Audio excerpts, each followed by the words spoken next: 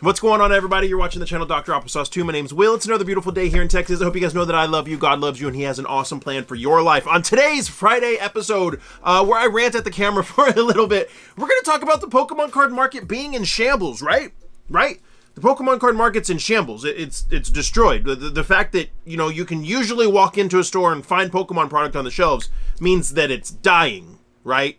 Just because I can't go to the store and buy an ETB and immediately flip it for $100, that means it's in shambles. It's dying, right? That's what's going on. We're going to talk about this crazy misconception that it kind of goes around the internet a little bit and talk about why this isn't necessarily true, because there's a lot of new collectors out there, or a lot of collectors that may not really know a whole lot about the hobby that might see something like this and believe it. And just because the shelves are stocked again doesn't mean the hobby's in shambles, right? Just because we're not in the middle of the pandemic, we're not in the middle of the post-Logan Paul hype where everything is gone, that doesn't mean your hobby is not healthy. A hallmark of a healthy hobby is not empty shelves. Now, I don't know, maybe that's how it is with sports, boys, because in sports cards collector world, everybody's flipping everything. I don't know. Let's go over here and look at this at Twitter. And I want to be clear. I thought about leaving this, this guy's identity hidden, but I think he's valid for having his opinion. Everybody's allowed their opinion. There's nothing wrong with having an opinion, and he's clearly in a different hobby, so he doesn't know quite as much as everybody else knows, right? He has a different perspective, so no hate towards this guy right here, Fierce Hobbies. Nobody should go hate on him for having his own opinion, but I wanted to show this post, and I wanted to show some of the discourse that happened in the comments and talk about what's not true about that, and some reasons why. So we see right here, Fierce Hobbies says, "Tell me the Pokemon card market isn't in shambles, sheesh," with a picture of a Walmart with stocked shelves. And I mean, come on. This is something that I never ever will fully understand, is why people think just because the shelves are fully stocked means the hobby is in shambles. If you actually look really close, there's a couple items here that are really, really good. We've got Pokemon 151 Elite Trainer boxes, solid item. Lots of people want Pokemon 151. Right next to it, we have these Mimikyu EX Showcase boxes that actually, if you zoom in real quick right there, you'll see that they actually have a pack of Evolving Skies inside of those boxes right there.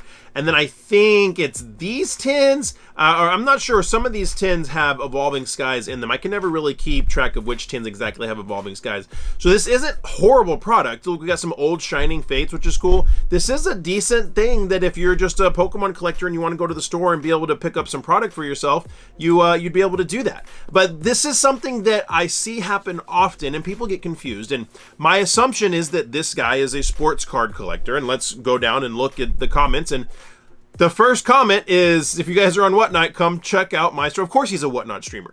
Of course he's a Whatnot streamer. Whatnot has cultivated an atmosphere for, it's just for a lot of people. That's just all I'll say. And a side note, real quick, that I want to bring up to you guys. And I've been thinking about this. You may not know this. I was the first Whatnot streamer. I was the first person to ever work with Whatnot. How do I know this? Because back in 2020, when the creators of Whatnot reached out to me personally to work with them, nobody else was working with them. I don't mean like, oh, most people were. I mean, nobody. Nobody knew who they were. Nobody had any idea who they were, because they started off in the Funko world. And I started with them, and I had a horrible situation, and just this awful situation that happened with them where they took advantage of me and this awful, awful stuff. And I've been thinking about finally telling that story. Do you think I should tell that story? Let me know in the comments down below. Do you think I should tell my Whatnot story about how being the first person that ever worked with them, the promises that were made to me, the bad things that happened when everything fell apart, went off the wheels? Let me know. Do you think I should tell my Whatnot story? Let me know in the comments below if I should tell it. If I get enough comments telling me to tell it, I'll actually do it. But let's go back to this. Yes, of course, this guy's a Whatnot seller and is using this crazy post that got 2.7 million views when I think he has like 200 followers on Twitter to promote his Whatnot streams. Okay, that's great. So we've got Anthony right here saying they're creating their own junk error. I think he meant era, but error. Okay. He said, that's what I heard. My buddy invested. Now he is stuck. See, here's the thing.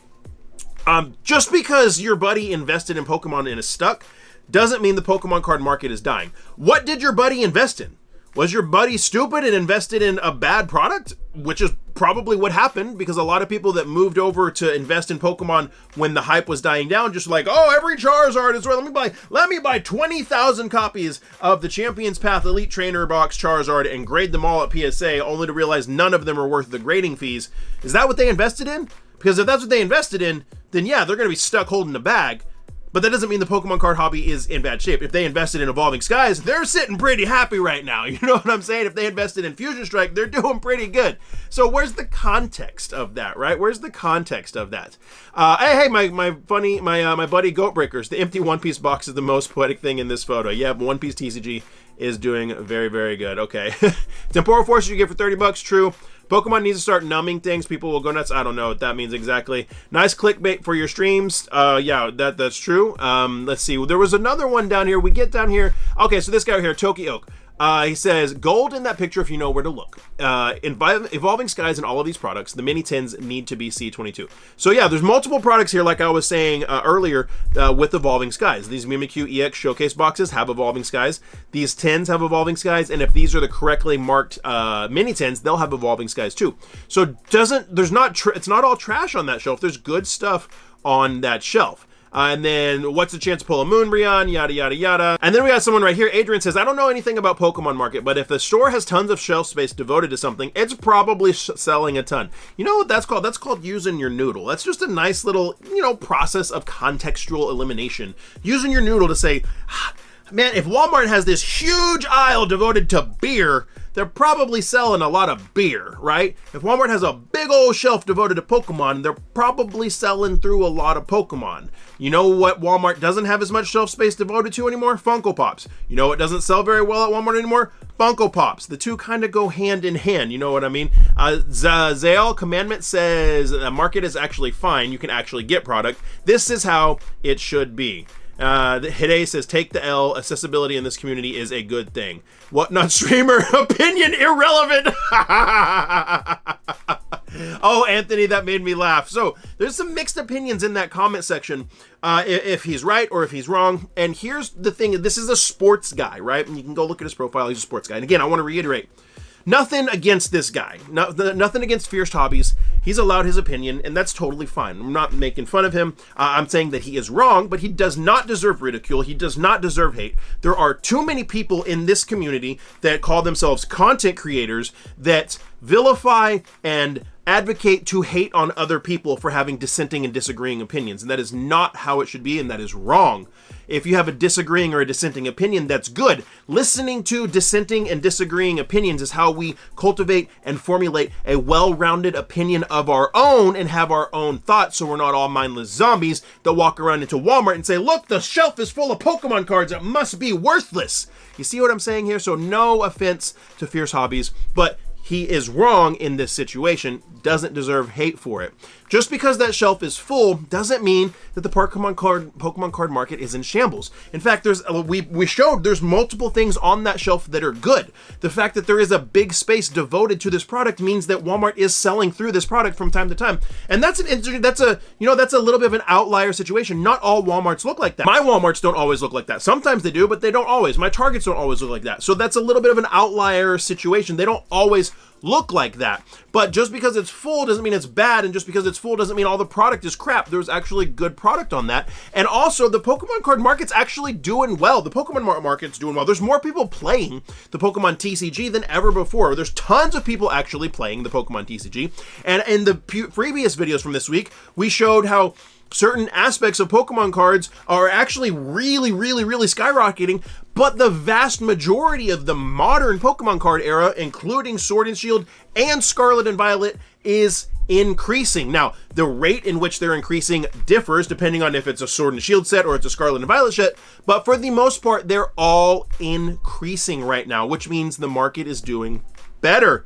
The market is doing good. That things are actually selling. If the market was in shambles, nothing would be selling. The stores wouldn't just necessarily have product on them, they would be overflowing. Everything would be on clearance. Then you would start to see the shelf space start to get really, really small, and that is an indication of a market being in shambles, not a freaking store that's full of product where people can go buy it and, be able to walk in and say, hey, I want to buy an Elite Trainer box today. Let's go buy one and rip one with my kids. Because back in the pandemic era, back in the post-Logan Paul effect era, when all the shelves were empty is when all these sports bros decided to come into the hobby. I know, because they used to go wait in line so I could hopefully get a friggin' 10 and open 6 packs. And who was at the front of the line waiting there since 7 o'clock in the morning? 10 sports bros that rush in, see if there's anything sports. There's nothing sports. They take all the Pokemon and leave nothing for the collectors that are behind. That's what happened. And now we're seeing the remnants of that stuff, where people who just got into Pokemon for stonks, don't really understand the hobby whatsoever, make posts like this, get 24 million views on the post, and then plug their Whatnot stream so they can go sell sports cards and hope to pull, you know, a one of one that's the same exact as every other card in the set. It's just a different color, right? I don't know anything about sports. I really don't. But that's the Pokemon card hobby is not in shambles. It's doing just fine. And matter of fact, if you're a collector, there's no better time to be a collector, because lots of stuff is at a great price to buy and on its way up, meaning you can buy cheap and it'll probably be worth a little bit more in a month. So let me know what you guys think down in the comments below. If you enjoyed this video, give it a thumbs up, guys. It's free for you to do that, and it helps me so much. Also, if you want me to tell my Whatnot story, let me know down in the comments below. And YouTube says you'll like this video, so check that one out. And like I always say, my friends, find somebody to love and serve today. Be the change you want to see in the world. See you next time.